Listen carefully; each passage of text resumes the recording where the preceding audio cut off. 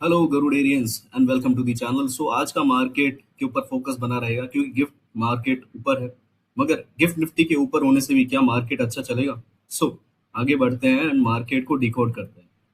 दलाल street के action का एकदम टॉप डाउन एनालिसिस होगा, तो सब्सक्राइब कर लीजिए इस चैनल को।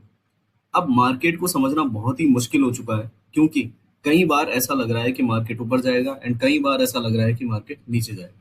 सो डॉलर में गिरावट है एंड अगर येन की बात करें तो येन में भी स्थिरता है।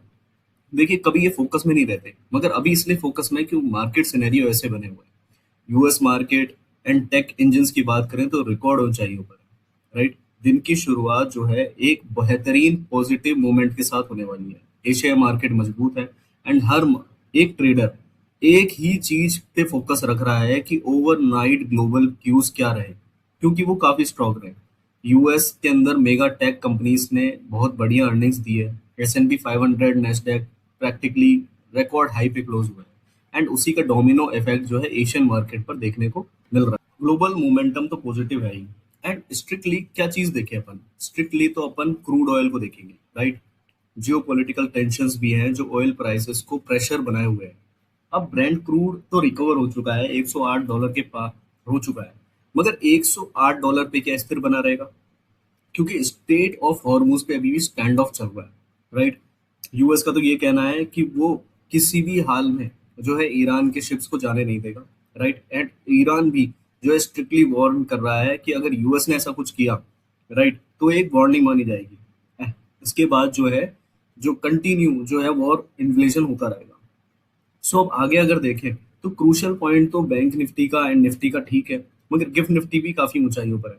Even though gift Nifty Friday के दिन भी कम से कम 200 पॉइंट ऊपर था, राइट। अब अपन को देखना चाहिए कि जो विक्स है वो क्या कह रहा है। देखिए, विक्स कंटिन्यू ऊपर है एंड उछाल तो देखने को दिख रहा है। देखो, विक्स अगर ऊपर रहता है तो रैली के अंदर दिक्कत आती है, इवन दो आप बुलिश मोमेंटम नहीं रख सकते। सो ये देखना होगा कि गैप अप के बावजूद भी क्या मार्केट जो है सस्टेन करेगा, क्योंकि अगर विक्स ऊपर रहता है तो गैप अप फेड हो जाएगा एंड मार्केट जो है नीचे आ जाएगा। देखिए, अब ये 18.46 का जो आंकड़ा है ना, वो कंप्लीटली अलग स्टोरी है, राइट। इसीलिए अपन जो है विक्स पर ज्यादा बात कर रहे हैं, क्योंकि ये फियर गेज है, राइट। 5.8% का उछाल जो है इसका बढ़ना साफ है कि सरफेस पर जो है वो मतलब वॉलेटिलिटी कम हो या ना हो, मगर अनसर्टेनिटी अभी भी बनी हुई है। डेफिनेटली ये एक हाई है। अब आगे बढ़ते हैं कि अगर मेन मुद्दे की बात करें तो FII and DII, right. FII continue sell कर रहे हैं। कुछ दिन उन्होंने बाइंग जरूर की थी, मगर मैं आपको पहले ही बता चुका था कि 500-600 करोड़ की बाइंग कोई बाइंग नहीं होती है, राइट। कम से कम बाइंग होगी तो कम से कम होगी 4,000 करोड़ की, 8,000 करोड़ की या 12,000 करोड़ की। वैसा ही हो रहा है, पर वो सेलिंग कर रहे हैं, राइट। 8,000 करोड़ की सेलिंग, स्ट्रॉन्ग डोमेस्टिक बाइंग तो बोला जा रहा है मार्केट के अंदर, मगर ये कितनी स्ट्रॉन्ग है? 3,400 करोड़ की समथिंग की बाइंग।